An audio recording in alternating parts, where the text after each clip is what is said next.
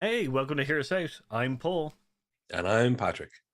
and how you doing, How are Patrick? you doing? Yeah, How's it going? That's our thing? I forgot. I meant to throw that one in this week. How's it going, Paul? not too bad. I got Good, a new good. T-shirt, uh, Oh, very Half-Life nice. Lambda Yeah, sign. Yep. recognize it straight away. Okay. I just decided. Yeah, I saw it and was like, I gotta get it. But yeah. So yeah, I'll jump in. And how you doing? You doing well? I'm good. I'm wearing an old Goodwood t-shirt, of which I have many. Um, it is very much like I have the red box edition or whatever it was called, orange box edition of Half-Life with Fortress and all the rest. Oh yeah. Um, Goodwood's like that for cars. It just got a load of really good stuff together. It's just a little festival. So think of it like the orange box for motorsport people. So we're wearing connected t-shirts in a very abstract way. So that's a really good way I of connecting stretched this. that one, didn't I? I don't remember. Sorry. But yeah, so welcome to Hear Us Out, which is we're going to be talking about comics that we believe should be turned into TV shows or movies. We'll explain why. Just we'll give you a little bit of synapse, a little bit more on the comics themselves. No spoilers or anything like that, but enough to get your understanding of why we may have chosen them for which could the TV or movies. So which goes Yeah. And on that, Paul, like for anybody who's not necessarily into comics, you have no idea, and we've done episodes touching on this before. You have no idea how many movies or TV shows that you have watched that you have no idea started off on an illustrated page of be that comic or graphic novel or whatever way it was presented. So there is a ton of stuff known and unknown. So the DCEU, as they were yeah. calling it, the Marvel Cinematic Universe, the MCU, all the other bits and pieces of stuff like 300 or whatever else it might have been that's come from graphic novels. And there's just so much more. There's so much more. And I know for myself, one of the things was there's loads and loads of things that have already been made that I want them to make. So when we were talking about this, it's really interesting to hear what else is out there that maybe could happen, should happen, and people would really dig.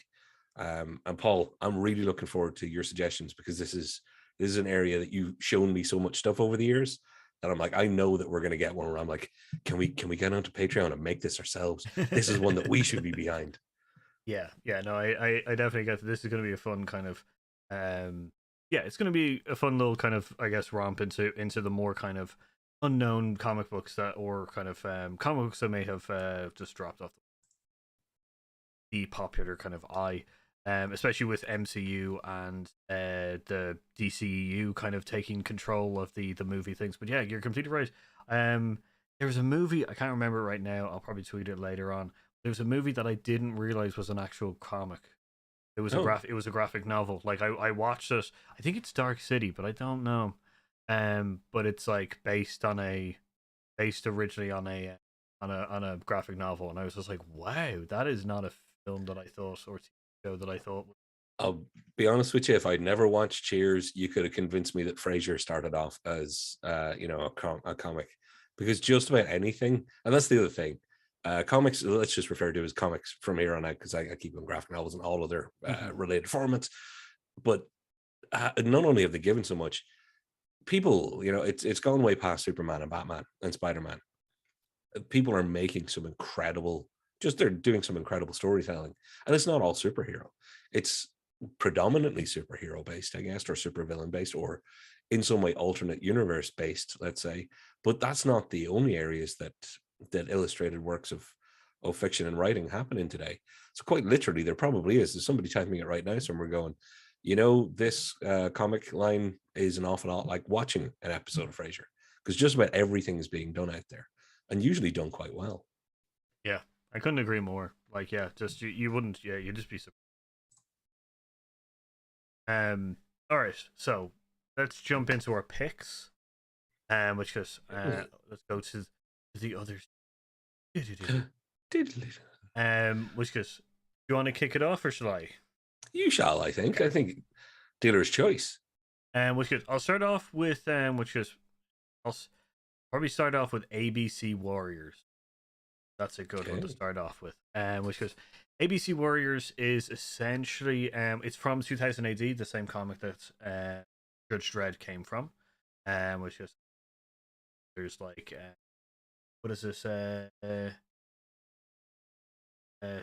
hunter dog there's dog meat hunter or something like that. There's a couple of them part of the 2000 AD series of comics, but ABC Warriors is one of them. Which is this the short synopsis is that these are a there was a war that this follows mostly a part of, um and these are kind of specialized robots fighting the war.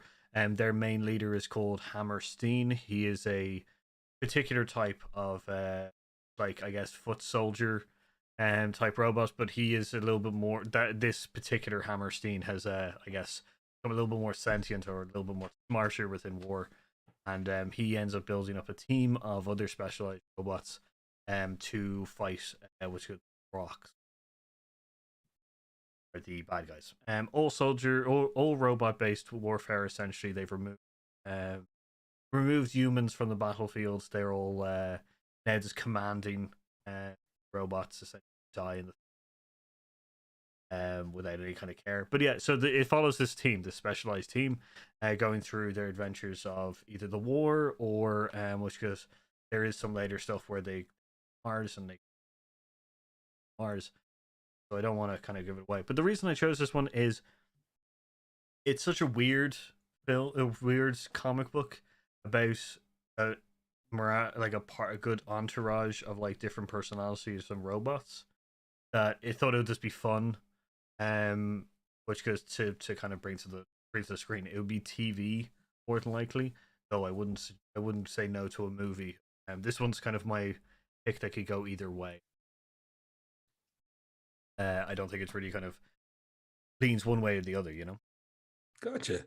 Well, and Paul, there's a few things to unpack here because 2000 AD, for anybody who isn't familiar with it, and if you're in the UK or Ireland, when it comes to comics in the 80s and 90s, we had a lot less access. At least I had lot less access, being from the countryside, to a wide swathe of comic titles. But just about everywhere here, 2000 AD was the one that you would find easiest, as in on a shelf, and because it contained things like it had so many different characters. Obviously, Judge Dredd being the big poster child for 2000 AD as a brand. And Paul, if I'm not mistaken, the Sylvester Stallone "I Am the Law" Judge Dredd movie, not to be confused with the Carl Urban "I Am the Law" version, which is the far superior version. Yeah. But I still have a soft spot. Paul, you've thrown it up on screen. Thank you. Yeah. This is who you're talking about. This is the mech style soldiers. And I, having never read the ABC Warriors, is there a sense, because there was always this sense in all of the 2000 AD stuff, there's a little bit of nihilism, there's a little bit of this and there's a little bit of that, but there's always some political infighting. It's something that ran through anything that they did. It wasn't always just next adventure, next fight. There was always a sense of backbiting or posturing. And I don't know if that was different from title to title necessarily, but it's definitely a vibe that you got from then. So I'm assuming it's true here too. Yeah, so one of the themes that they do play off a lot, which is essentially war and the kind of that there's like a hierarchy within kind of the military that send out people to die and have no care about it, kind of thing, and because it's not their children or anything like that. I think it's a very common. There's a big commentary on essentially just that part, which is war can be senseless, which is losing lives and stuff like that, and there's just people who are completely I guess cold to the idea of essentially sending people to die. The reason that Hammerstein essentially becomes a person of note, or a robot of note, is essentially he pushes back on just the senseless usage of Hammersteins and kind of like meat grinding tactics and stuff like that. But yeah, so to bring it back to the Drudge thing, yes, that is a cameo essentially of an ABC Warrior Hammerstein robot. They kind of just wanted to bring it in with the 2000 AD. But yeah, which was so cool, by the way. That was the best, well, one of the best parts of that Stallone Le Yeah, Judge Dredd portrayal.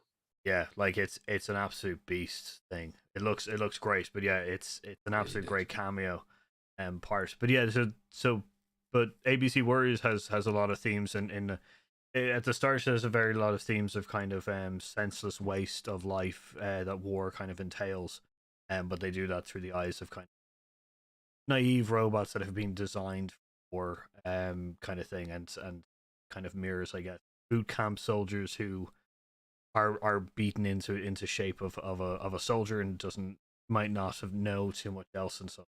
So 2000 AD don't really, yeah, they don't shy away from essentially the political kind of commentary of senseless war. Well, I think so. from from what you're telling me here, and I can see why you'd be going movie, TV, it could go either way, which is why I would say, with especially with that kind of last comment, which is a bit there could almost be a Kubrickian take on it, with like a full metal jacket. But if you did it a la Battlestar Galactica, let's say, but kept it as a limited series, limited series these days, you're talking Yeah, 6 to 8 to 10 episodes, yeah, but you can make them bigger and a bit more, not quite full movie budget, but you can make them more feature film style. The technology is here to render things like this. Things like this, as the Stallone Dread proved, uh, practical practical model work and full size work would be sweet. Would be so sweet.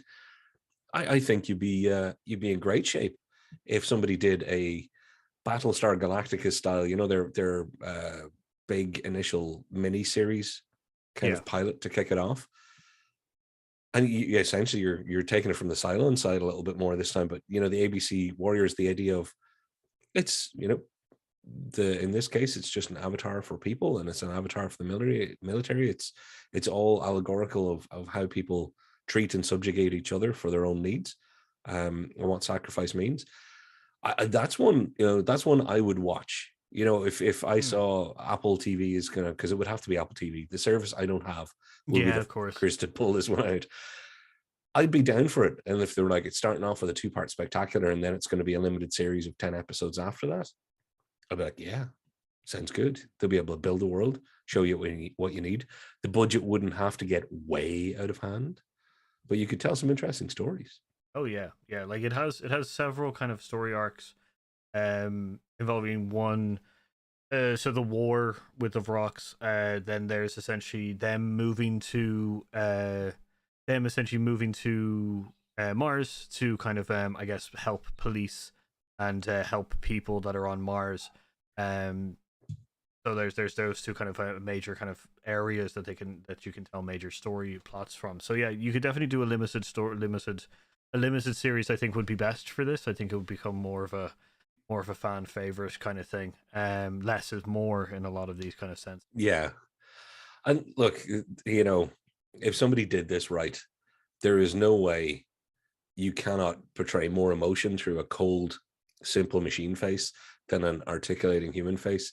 Because if you write it well enough, the lack of ability to emote even more means that you could take your situation, your score, your setup, and your portrayal. How often has Star Wars had its greatest moments when a droid is the thing that sacrifices itself? Yeah, And that's the bit that everybody cries at. Yeah, I could see this one being a winner, actually. Great first pick. like yeah, I thought it'd Great be a first good pick. one. Like as I said, it's more actiony, more, but like as we get into them, there probably will be a little bit more commentary and stuff. So which goes, yeah, Sorry, just letting the cat out. no worries. Actually, which is we have a couple of minutes. I'm going to change our Zoom call because it is a now Oh asking yes, us we're for going to do times. a quick switch over, Yeah, so and we'll see you on the other side real soon. real quick. See you All right, soon. see you in a second, folks. Just hang on in there with us.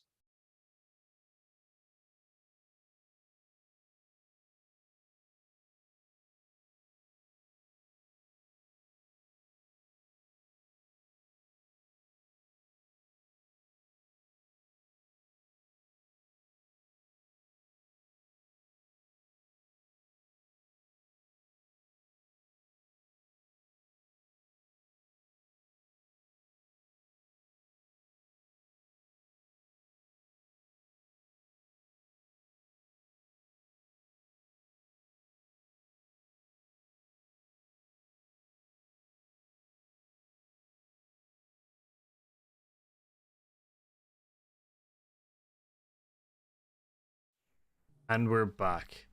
Yeah, that We're thing's back. getting that thing's gonna get annoying quick. That's all. Well, I should have taken that moment to say like, subscribe, share, all the good stuff. Comment down below, but get in comment. And we're going to go to the comments next, Paul, if that's okay with you, because we have a great comment from Pop Culture. I also should say, sponsoring our show this week is My Slightly Sore Throat. So if you can, we'd like you to pay in sympathy and send it all to me, because I haven't had a cold for so long that I forgot what it feels like. And as it turns out, I am a big baby. So yeah, this week's show brought to you by Sympathy. I'll take all you can get. In the comments, Paul, straight away, Pop Culture. Hey, how you doing, buddy? Do newspaper comics count? Yes, anything counts. Like I would have picked Garfield had they never made a Garfield movie. Genuinely, I would have. I honestly would have. Now I wouldn't have done Garfield the way they did it. Although having said that, Bill Murray, what can you do? Brilliant. So like we said in another show, I want Shadow and Phantom, both greatest shows. So Shadow, is that not the Shadow as in the Shadow knows? Or is Shadow and Phantom a separate? Is something that because I know Phantom and Shadow separately. Yes. Is that what that comment is saying? But that's what it is. So Phantom is the purple suits guy who protects the jungle. Phantom is Alec Baldwin. Yeah. Oh. And I couldn't choose either of them because I would have chosen Phantom. I couldn't choose them because they've already been done. And the Phantom movie with Billy Zane, and I want to say it was the lady from Buffy the Vampire Slayer and Dude, Where's My Car? And Deadly Friend, whose name I can't remember. But there you go, remembered most of her IMDb. Yeah, I would definitely love to see Phantom being given another go. The Shadow it wasn't part of my experience, but the Phantom was huge as part of my childhood. So yeah, I remember watching those films. I remember watching the Phantom just to. I remember watching the Phantom and being really weirded by it. But then what happened was the film, or sorry, the TV series, the cartoon, the animated series called The Phantom, like 2046 or something like that. No, that's Blade Runner. But yeah, it's that got me into it even further. And then when I went back watching the movie, I was just like, but there's no city in this. There's no future. It's just jungle. Yeah, you know, and it's just like. Although, just made me think of I don't know if you ever saw the cartoon Defenders of the Earth, which was Phantom, somebody called Mandrake the Magician. They got like, it was like Spider-Man and Friends, and I think it might have even been animated by the same people who did Spider-Man and Friends. But you got a bit of extra Phantom there in his cool purple suit. And for me, pre-Punisher, the Phantom was my Punisher, so to speak, because there was a real sense of dark danger and mystery to him, and he seemed. The Phantom was one of those superheroes that I was like, I don't know if I'd ever want to meet him. A bit intimidating. It's not like I'd hang out with Iron Man, and Superman would give you, he's like head Boy Scout leader, same as Captain America. Yeah. But the Phantom, I'm like, glad he's out there in the jungle and not round by my house because he's cool, but he kind of creeps me out a little. Yeah, no, I definitely get that. And best use of purple ever, though. That is true. And I say that having lived through Prince's reign. Yeah, that's it. Like that. Yeah, because the Shadow was also like, well, so the Phantom had that weird skull ring. Yeah. Everything. And then the Shadow just was able to, I don't know, like, yeah, he was just able to like go through shadows and stuff like that and hide, and he was like a super sleuth detective. It was really good. He always knows. And I know I've done this on multiple shows, but I will never forget the trailers for The Shadow. And then they did that weird line reading of The Shadow knows. I'm like, I don't know if I'll ever watch that film. Because that, if you're putting that in the trailer, that is not the way that was ever meant to be said. And it was Alec Baldwin, wasn't it? Yeah. Before he started killing. I mean, before accidents started. No, Brad, dump us out, Paul. I'm joking. Everybody, for legal reasons, I'm joking. And because I'm also actually joking. Yeah. No, he's really good in that. But it's when you look back on the newspaper comics and you're just, they made a movie out of it. Yeah. But yeah. So, but on to our picks again, which is for stopping the No, no, no. lovely I'm all on for conversation it. about. Which one? Which do you want to do? Your one next? Let's throw in one for me, sure. Cool.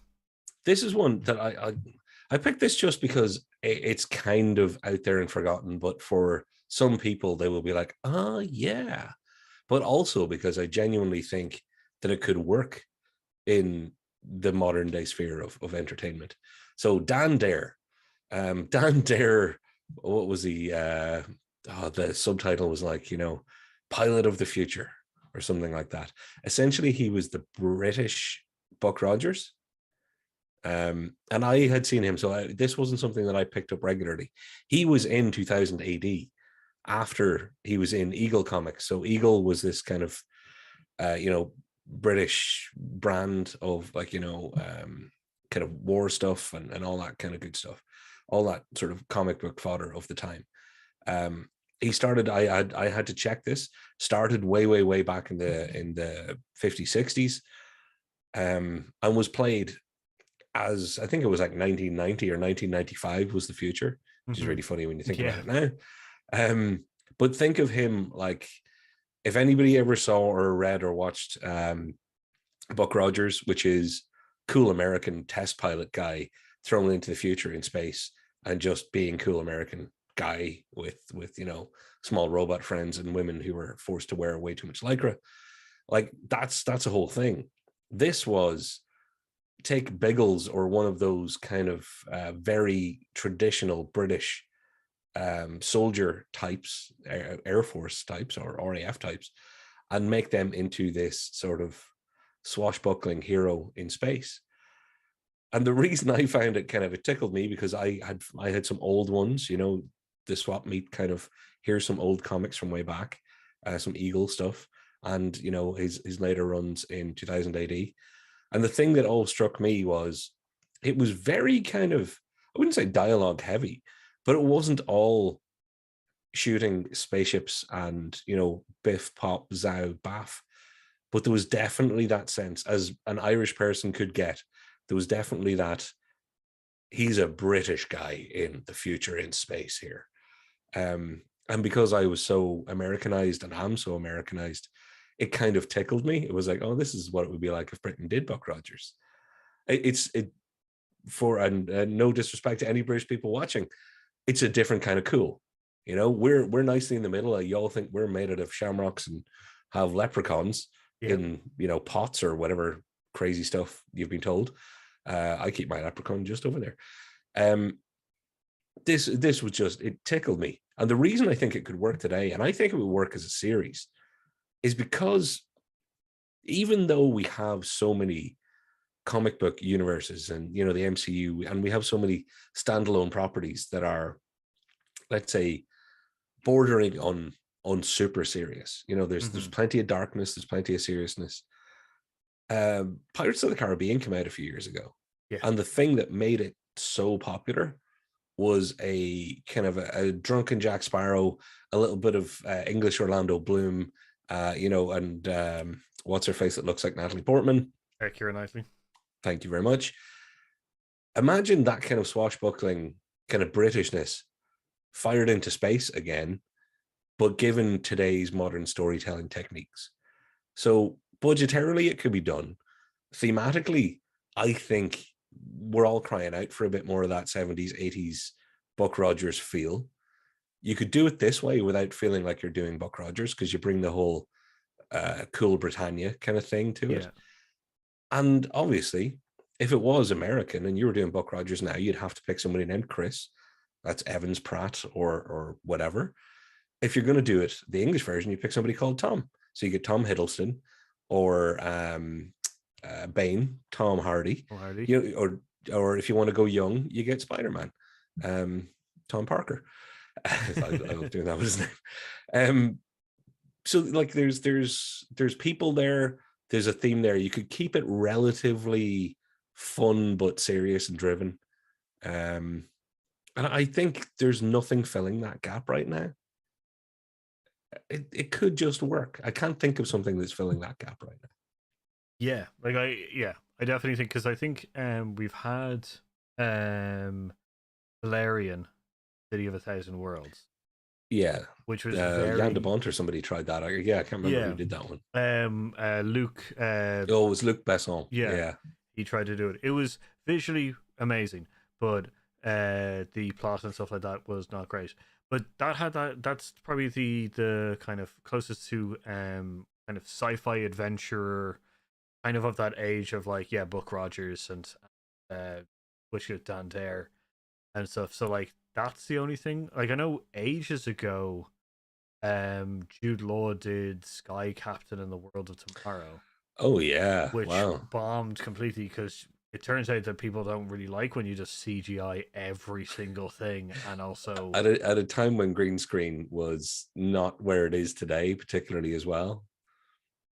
so yeah, like I definitely think that there's a room for a resurgence of this level of I think Doctor Who, the British, I think Doctor Who has definitely enabled this kind of stuff, especially from the British side, to come back into vogue, I guess. And that actually, and you've just given me a better way of describing it. Imagine if Tom Hiddleston was Doctor Who, but was actually a kind of an RAF pilot in space, fighting, the Mekong or Mekong, I think they were called. Yeah, Mekong, um, fighting a bunch of aliens, and then just apply decent storytelling to it. Because let's face it, there's no excuse for bad writing anymore because people have been doing such a good job. So you could make it compelling, but still drip it with all the cool and fun. Just don't peel that back. Don't make it dark. It's like, got it. The way I've always explained it to you, and you've explained it back to me. Imagine Last Starfighter, that vibe with Tom Hiddleston being a Doctor Who RAF style pilot in space. Now, give me the That's 40 million. We'll make the series. that's your elevator pitch right there. That's it right there. Right, perfectly right there. I just have to hope that they've all watched Last Starfighter as much as me and you have. Oh man, who hasn't?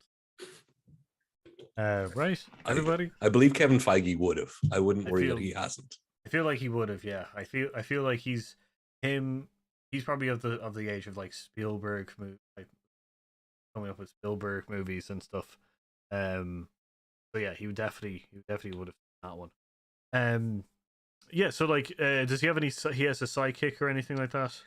I had see, that's the thing. I don't want to pretend I know his entire story because I dipped in and out, and I didn't want to just do all my research. So I did do research, but then I was like, I don't remember a lot of this, so I don't want to portray it as I do. It's the overwhelming vibe is what I would want them to bring back. Well, that's And they have so much to choose from his multiple runs because he was sort of modernized. okay. But there's always a not a detective angle, but let's say he's not just shoot them out of the sky. He's not Maverick. He's Yeah, he's yeah. not just fighter pilot cool. He is more the Buck Rogers sort of wily guy. So as long as they keep that, I think they could make it fun. Like I definitely, yeah, I definitely think there's a market for that kind of like in vogue, kind of like old school looking, new future aged kind of like um adventure, space adventure kind of thing. So yeah, Yeah, I would really look at it. So you do it as a TV show rather I than a would, movie. and I would probably mess with some of their storytelling, and I would make him an RAF pilot because Spitfires are cool, and then do the kind of the Buck Rogers treatment of transferring him, where that isn't really his story, even though they always portrayed him, even though this was supposed to be, space pilot of the future, he still wore the gear and acted like a 60s, a 1961 stiff upper lip cup of tea guy Yeah, until they sort of changed him in later iterations. But I think there's a massive amount of fun to be had there. And Dan Dare, that that is a great. poster, come on, what a great name. That's a great name, and also the poster on the left, the one where Hmm. going, that reminds me of like I don't want to put it into a different kind of Thunderbirds and Yeah, Stardust, like Captain Scarlet and Joe Stardust, 90. yeah, and Stingray. Oh yeah. By the way, Can we people, do a whole show about Super Mario Nation and the oh, Gary Anderson stuff? oh my god, we definitely should, just because. Nobody will watch. I don't care though, because it'd be. Let us know in the comments down below. Pop culture, you're on here with us, and I can see you've got more comments, so we should get to them next really quickly. But if you have no idea what we're talking about, do a little bit of googling. Gary Anderson, Super Mario Nation. It's imagine Team America World Police that you believed. Yeah, yeah, Like also, which is the theme songs, Oh yeah, like the Stingray theme song and Captain Scar. If you get a chance, there's a Japanese variant of the Captain Scarlet theme song, which is you sent this to unbelievable. me. It's so good. But yeah, Genuinely brilliant.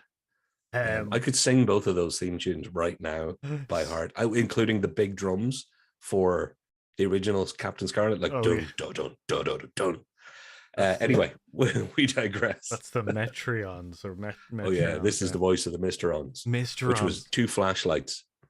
Most clever bit of production in any televised or projected media ever. Who are our bad guys going to be? Well, it's really tough making all these puppets for all our good guys. Why don't we just shoot it from the bad guy's perspective when they show up and make them two flashlights? So if circles of light pass over our hero, that's the Mysterons, and you hear their voice. It's so good in the sense of just having like what's we're go the nuclear like a nuclear reactor, and then just these lights just go over something and it just turns a wheel, or like goes over a person and they're just like, oh, I need to go over and just do this Yeah, thing. That's oh, just perfect. that is Um, one of those Friday after lunch. I'm dying to go to the pub. Creative decisions that was like, yeah, we've made all our hero marionettes and our puppets. We got to work on the Mysterons after lunch. We're all a little bit full. We had too much pizza. We're going to the pub after this. Somebody picks up a laser pointer and goes, I've yeah, got it. We're done. yep. First round's on me. Oh, that's yeah. We'll do that episode. They should bring that Excellent. back. A lot of those Excellent. shows that they should bring back. Stingray. Which goes, yeah. So we'll jump over to the comments. Pop culture says, I think most people don't know the movies are right there. Yeah. That's about the Shadow and Phantom. Yeah, good point actually. Pop culture, and I think they're both definitely worth a revisit for people who are modern comic movie fans.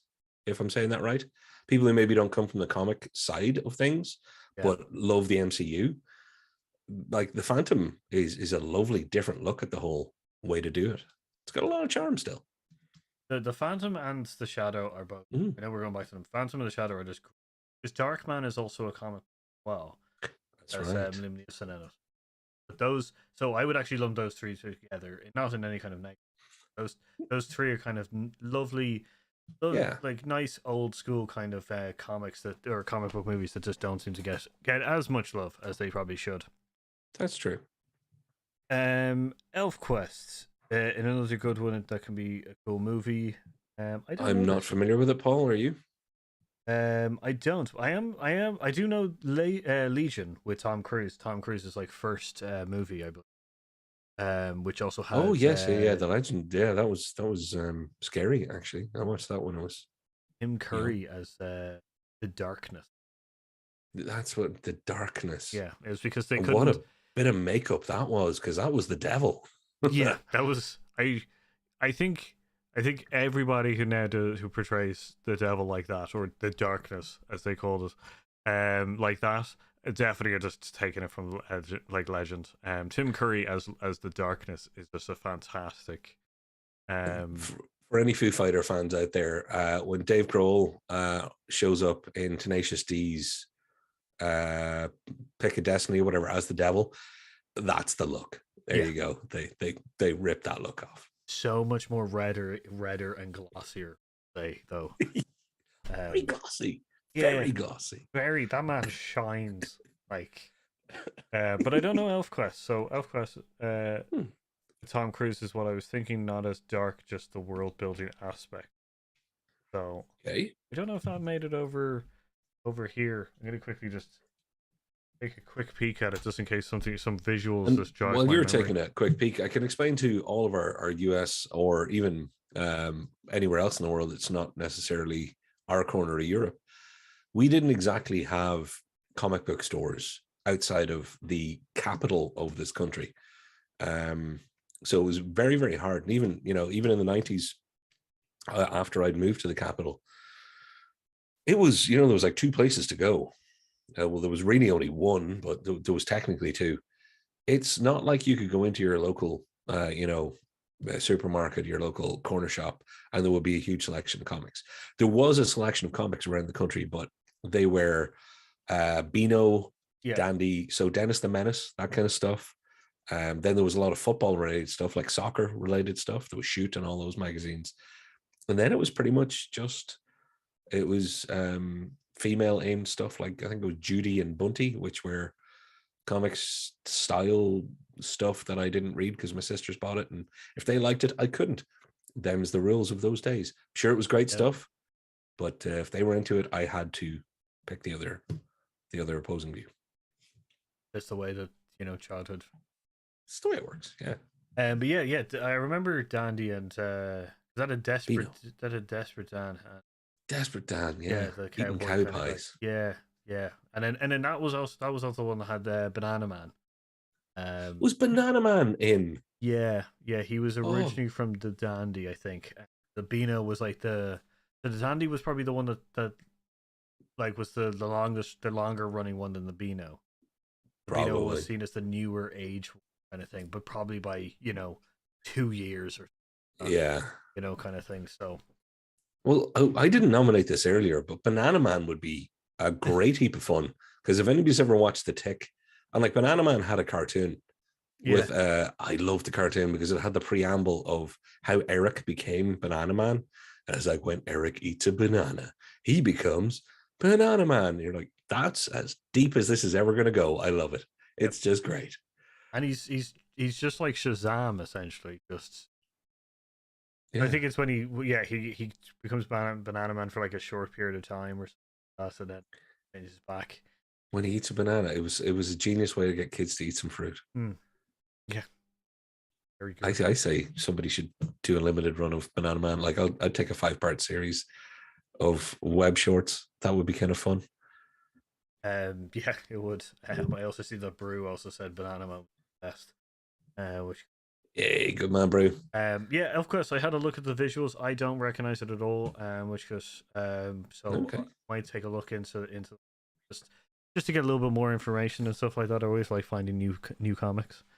Well, Paul, I think we better move on to some of the deep dark decent picks that we're going to end up producing because they're so good. Yes. So which is I am going to choose. So I'm going to do next because I think that the last one we're going to do is going to be a little bit more. I think we're going to go into a little more, but the next one I'm choosing is called 100 Bullets. So the quick premise is that this an agent called Agent Graves goes to certain people who may have felt that they have been wronged in some way. He gives them a suitcase which has a dossier on the person who has ruined their life or has caused them to feel this kind of animosity to them. And then so like if a person's just like, I definitely think that my life has gone wrong, I think it's that drug dealer, and then they give a dossier of like another person who's actually the person who ruined your life. But the other thing he gives you in the briefcase is also 100 bullets, and the instruction or the understanding that if these 100 bullets are recovered by any law enforcement at all, the investigation will automatically cease. They are untraceable, and they will just So like it's essentially you will be able to kill the person. You could possibly kill the person that has caused you animosity, or like has ruined your life or anything like that, or you want to get revenge on, and you will no way have any kind of punishment. Right. So this is untraceables. Here's your 100 free shots at getting away with murder. I guess. Essentially, yeah. Like you will be able to get away with murder. Interesting. Completely. Now it does leads into more of a complex kind of storylines and stuff like that, but that is the opening premise to this movie, or to this. I would have it as a TV show. I probably have it as slightly episodic, because the premise itself, giving someone 100 bullets, they're completely untraceable, and then essentially giving them the moral quandary of essentially, do I murder the person who has wronged me? Interesting. It'd be an interesting, it would be an interesting TV episode. Every kind of, you could give people different situations. Thing. Now there might be reasons that he is targeting certain individuals as well and giving these briefcases too, but and how he has a briefcase that is completely untraceable, and will stop any, and I mean any, law enforcement. That includes the FBI, CIA, including, so like, yeah, like any like, it's, yeah. So that there's the fun thing for me. There is a subplot then as to what's behind all that and how that became, or how that came to be, and what yes, yeah, I love that. I'm in already. I'm like, yeah, because now I want to know, and I want to know not quickly. I want to know slowly. I'm like, get Jordan Peele to give this a bit of a Twilight Zone feel. Let's get some creepy people in the background. We've got plenty of mystery here. We got a good moral quandary of, if you know you can get away with it thanks to these 100 bullets, would you, should you, could you? And yeah, that, like, this one's got legs, if you know what I mean. This is one that I would say is not a movie. This is definitely a TV show. No, I would, yeah. I think myself would prefer it as a TV show, because I think I'd bring back that episodic kind of nature of it. Give you a different, like, builds the subplot of it, and or just say the main plot of it through the legs of kind of these subplots of episodic kind of people. Yeah. And then build it into a thing. It is a fantastic. It was recommended to me by a friend in which was in college, and the second that I started reading it, I finished it. I think I read it in 2 days or something. Full binge. Yeah, like, it was pretty big. It's done by Vertigo as well, which is nice. I think it's it's either DC or Vertigo did this kind of. I know they are now. Yeah. But yeah, it's a fantastic, and it's all kind of hounded around this this character called which goes Agent Graves. He is the kind of main antagonist for the majority of the comic book until it gets into the further plot. And as I don't want to give any of the other characters away, there's a barrage of kind of people. I would love to see Jonathan Banks play Agent which was sorry, Agent Graves. I see that guy. Yeah, he is the in the middle. No, he's the guy from Breaking Bad, yeah, and previously many other things. Yeah, that's I definitely think he would be a good Agent Graves. He has the kind of voice and pronouns, the kind of good kind of bluntness and stuff like that. I think it'll be a good shot of an Agent Graves who's very calculating, very cool customer kind of thing.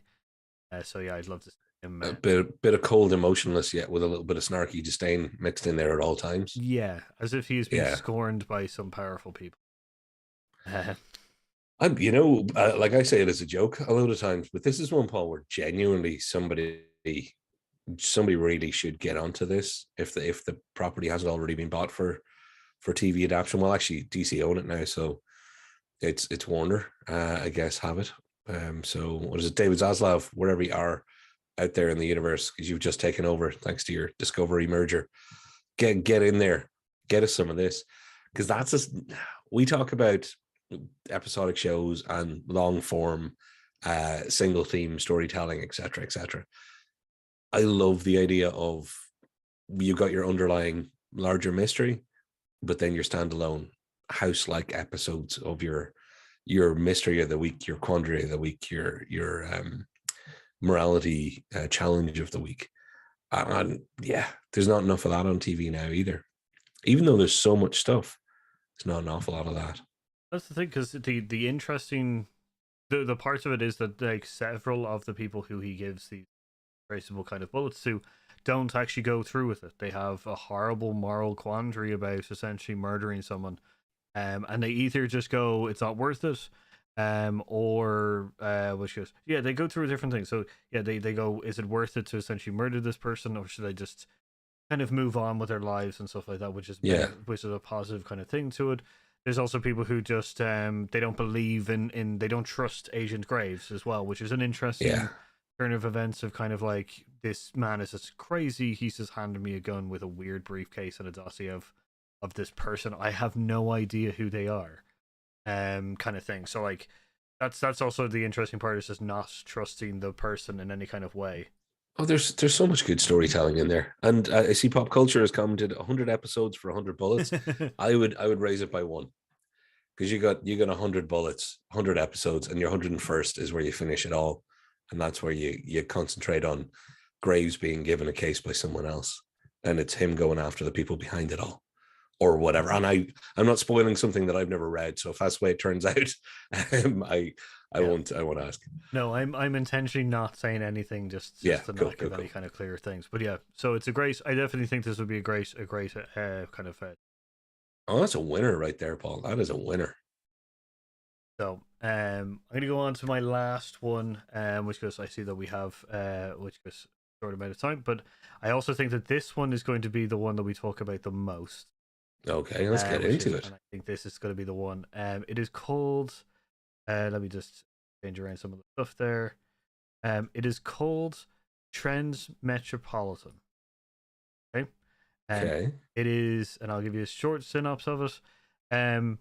A famous journalist. So this is a cyberpunk world. Okay. He was very famous, incredibly famous. Which was so much that he had a book deal. Which was a multi-book deal. But before he was able to complete his last two books, he disappeared into the woods and made with his fortune, made a small fortress, kind of thing. His agent then messages him and goes, "You got to come back to the city," which is the main kind of scene, the main set for this show or comic book. And you need to write your two books. You need to finish off your two books, kind of thing. Eventually, he is dragged essentially from the mountain, which goes, and his name is Spider Jerusalem. He is based on a Hunter S. Thompson type character. Right. Okay. Yeah. And it is the reason that I believe this is probably one of my top picks for a TV show specifically is that within the city, which is, as I said, the main setting of this place, they explore many themes, kind of thing of like individuality, identity, as well, which is, and these were all done in the 90s and stuff, and Spider Jerusalem writes about these kind of things. He's a very accomplished journalist. So like I do think this is a very good show to kind of bring out now specifically, because it is a combination of batshit crazy and a lot of social commentary on. The first episode has a movement called the transient movement, which is essentially body modifiers who take alien DNA, recreate themselves as new species. They live in a slum area, and they find out that their leader of their movement has essentially been paid off by the police to start a riot, giving them excuses to essentially ruin and remove everybody from the things. I can't see any allegorical storytelling for today's world in about 7 different directions on what you've just said. So yeah, and spearhead that with a gonzo journalist style, Hunter S. Thompson called Spider Jerusalem at the helm. This is not a difficult sell either, Paul. You've picked another kind of instant winner of. I could see this one getting made and watched. Well, that's So just to go back to the 100 Bullets thing, 100 Bullets had 2 times trying to be made into TV shows. The second time, which was 2017, Tom Hardy was behind. Well, Trans Metropolitan has never. I don't think it's ever been tried, and I think that the fan base. I think this is a show that would never get made, and I'm not upset about it. But I believe that the fan base is powerful enough to, I guess, fight that. It's an episodic for the first kind of, I guess, release. It's an episodic thing, commentary on a lot of social injustices and stuff through the eyes of this absolute wild hermit man, like Hunter S. Thompson character, who is a strong moral compass. That is the one big thing. He is a strong moral compass, even though he is a massive drug taker and alcohol. Like he abuses substances like no one else, and is randomly, and comically, slightly violent, not in a kind of bad way or not. But he's unstable. So yes, he's a thinker who is using nature's chemicals to pry open his third eye and have a really interesting view of the world. Cool. Brew, I know I was just about to say, get working on the script. I was about to, there was no comment from Brew. I'm like, Brew, you've stopped listening. Because if you're hearing what Paul's describing, there's no way you're not into this. For God's sakes, people, at least let's just make it for me and Brew alone. And obviously for you, Paul, but wow. Yeah. How could this not work in today's climate? Because we love a bit of people for and against everything. It would annoy everybody and placate everybody simultaneously. But this is the thing, because the main plot of the series, which I will go into a little bit, is essentially eventually from the kind of social commentary episodes that does happen. It goes into a essentially a race of the mayor of, or the leader of the city, and the city in this world is essentially the world, kind of thing, and it is between two people, and I can't remember the second one, but one of them is called the Smiler. The Smiler and the Beast. That was it. And it is a scary, when I read that and our past history came into focus. It is very scary in some of the commentary that has been said on this kind of thing, and so I do think that it would be a great time to bring this out, kind of showing a light on maybe some other kind of political satire and commentary as well.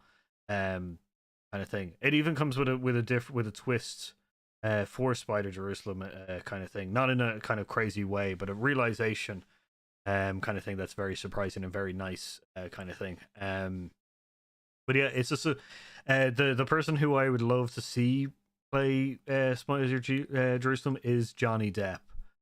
I think there's no one else that could possibly play this character, which goes like, you know, the weird thing in my head, I was going, think Brad Pitt in 12 Monkeys.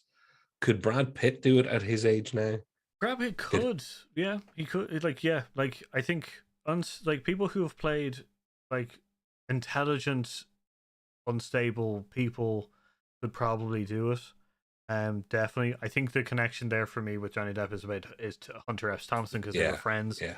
Kind of thing. But yeah, I think there's plenty of people who I do think could possibly step into this role of Spider Jerusalem very easily. And I would defer to your pick, but also you said his name wrong.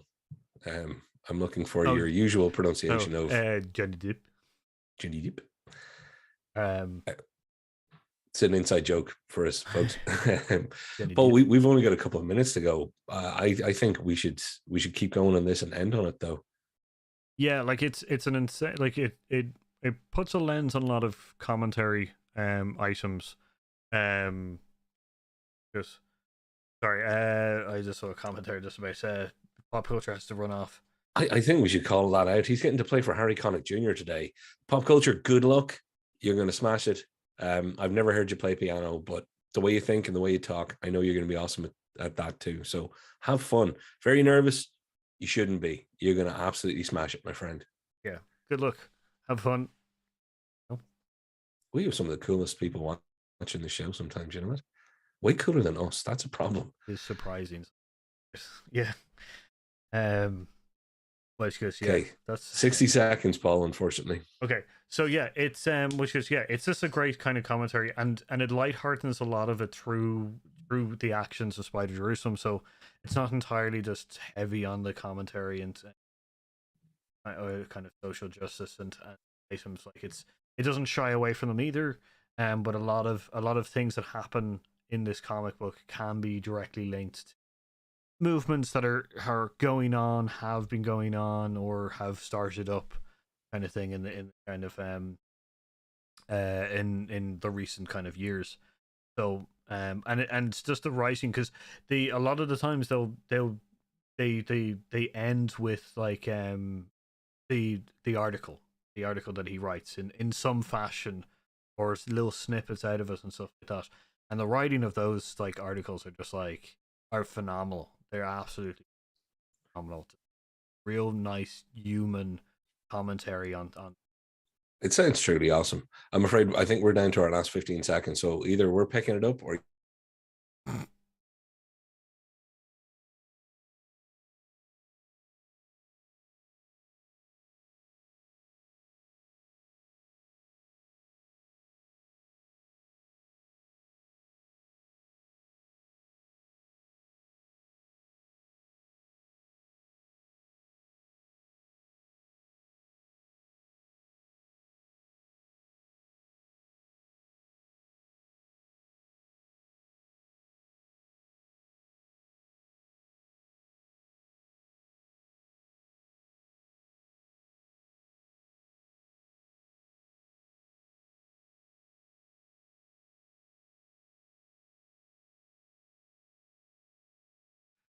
sorry about that, guys. I missed time about that.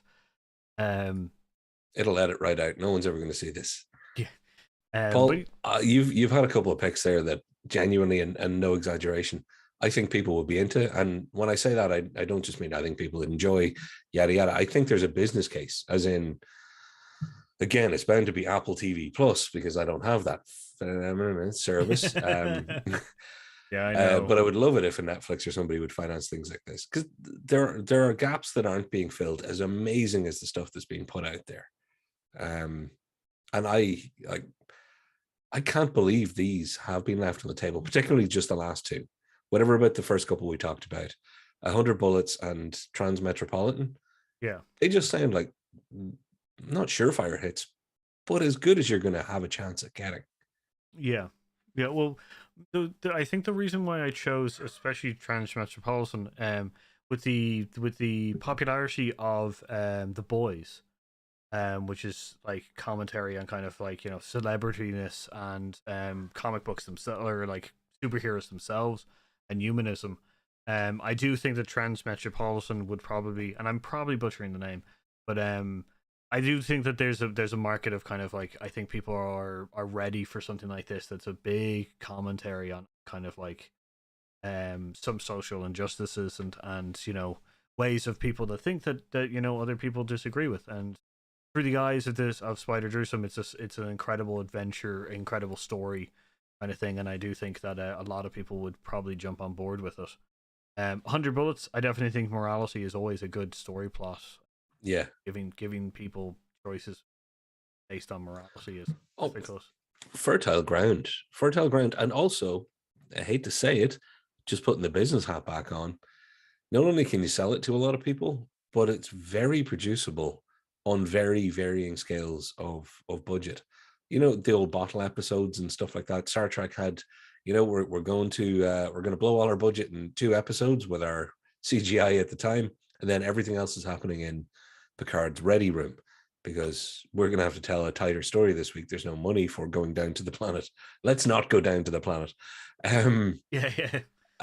You know, something like 100 Bullets in particular, the stories don't have to be, you know, Mission Impossible, James Bond globetrotting stuff. They can be very, very self-contained, as in from a production point of view. So what's the holdup? Why hasn't somebody found? You said there's been 2 attempts. Yeah, 2011 and 2007 with Tom Hardy's backing of it.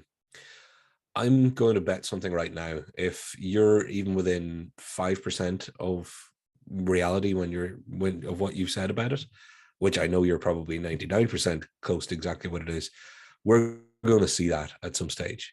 That sort of property, with the way people are buying up and making things now, that's going to get made. Yeah, and to your production point, it has to be set in America. There's no drug like it. There's a specific reason why it has to be set in America. Okay. Which, as you said, from a production standpoint, in parts makes it difficult to record, in the sense of you'd have to go to certain, you possibly have to. Well, it can be shot in Vancouver. I was just about to say, if it has to be set in America, then it gets shot in Canada or Georgia. Yeah, that's but that's the thing, is it's good in the sense that you can. It's very on the street level, kind of thing, and very rarely kind of any larger. So from a production point of view, yeah, it can be very easy to make and stuff. But yeah, I don't understand. I've read pretty much a lot of articles about why, or that it's been considered. There's script writing, there's stuff like that. You know, there's people who are producing, like I said, Tom Hardy. But I have no idea. There isn't any kind of reason. I haven't found any reason yet to why the production has been stopped or whatever. You know, it'll have been almost there, and then somebody bought the company, or the head of some department that was behind something went somewhere else. There's a list of stories in Hollywood's history in particular, of things that were almost there and then didn't happen for another 15 years because somebody got poached by Paramount or whatever it might have been. You're like, right, okay. Usually it's lawyers that are slowing things down. Love you all, lawyers, and you know, if I ever need any of you, remember, I think you're the greatest people alive. That and doctors, in case I ever need you to. But yeah, I cannot see 100 Bullets not making it. I cannot see Transmetropolitan. I'm probably getting that name wrong, but I can't see why that wouldn't be of huge interest to make. Like, let's look at what they did with the Watchmen TV adaptation Yeah. versus, the movie, which we both love, and the original source material, which we both think is great. But the TV adaptation, like that did very, very well and was timely. I'm hearing the same sort of thing here. I'm feeling it, Yeah. that you could make this and strike a chord with so many different people in so many different ways. Oh yeah. Like I definitely think I understand the reason why it hasn't been made yet.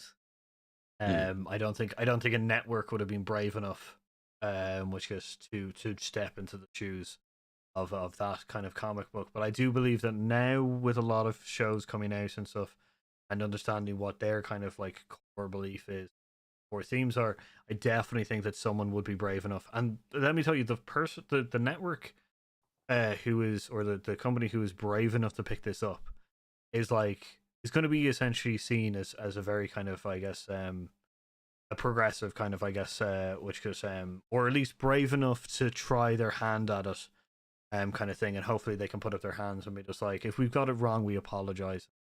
Yeah. No, we didn't mean to hurt anyone's feelings.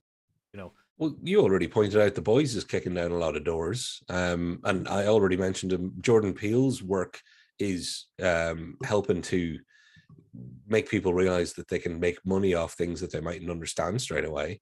Lovecraft Country, the list goes on and on. The more you think of, like, did Stranger Things really seem like it would work on paper at any point?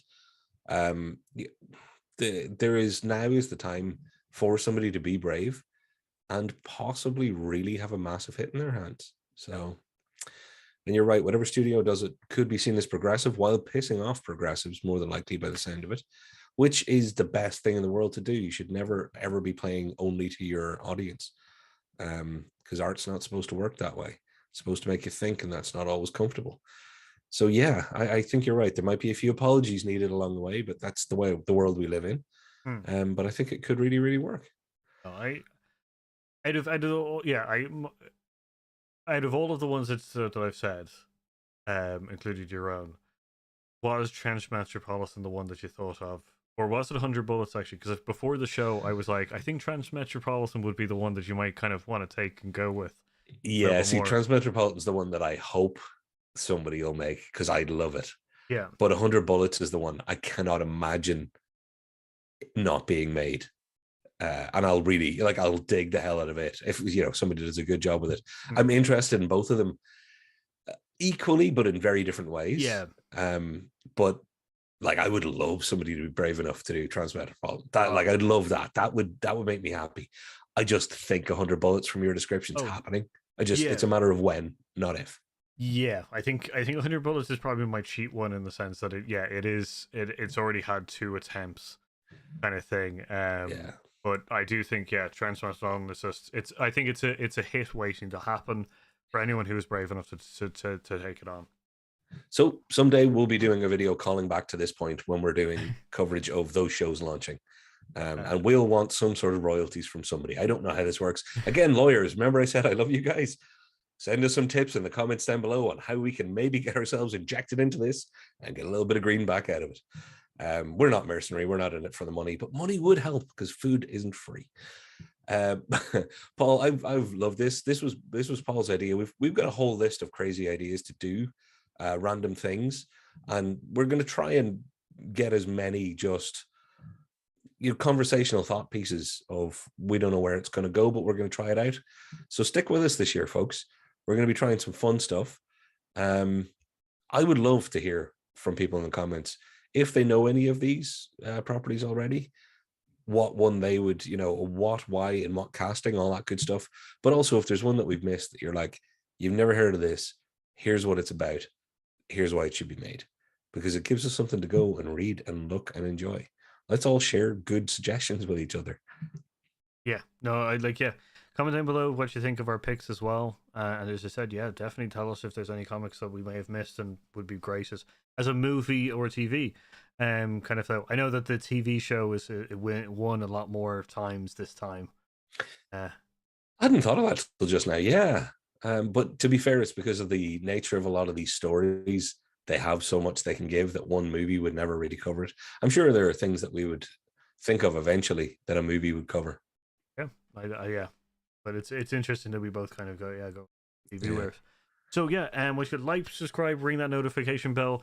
As I said before, we're trying to get to about 500 subscribers just so we can open up the community tab, which is so we can have a little bit more communications with our lovely fans, audience. So which just gives us a help with some shares or social media.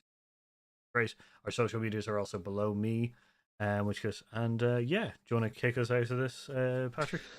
Well, on that note, you heard it here first, folks. You're not just coming here to hear about the past, you're hearing what we think the future should, could, and probably will hold. So if you want more of that, join us again next week. And I've been Patrick. And I've been Paul. And we've been Airside. So we'll see you next time. See you later. Bye. The button. Oh, yeah, you click the button.